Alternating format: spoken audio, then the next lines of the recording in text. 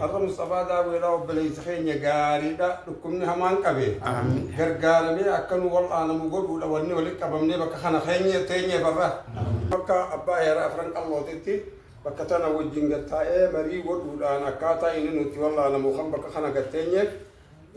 Biyya keessaatis obboleessa keenya kan amma tokko qaleen fashilamtee dhiqachuu jiru.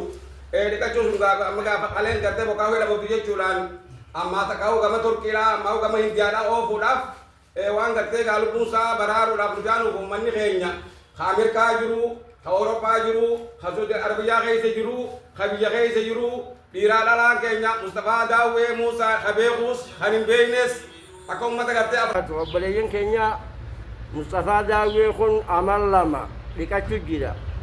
Amma salameen kana keessatti torbani guyyaa lama dhiqata.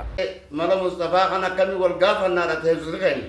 Du'aayii boodaan uummata keenya kan ala jiruu fi kan biyya jiruu fi kan gateetti jiru dhaamsinii nuti isinii qabnu.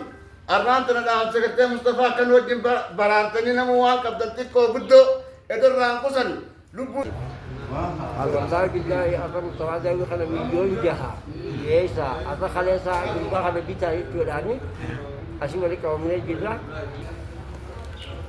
Akka jaanjaarfatitti kan guddaan keenya jiraattonni keenya kan jiraata haala gamitti yoo ta'u kan magaalaa Dirreedhaa keessa galanii jiru. Asirratti walitti harkamuudhaan gaaraddaa biiftuu bitee buqqaa bitee yoo ta'u guddaa ta'e hunda tokko osoo hin ta'e guutuun keenya gaafii kaanii fayyadu.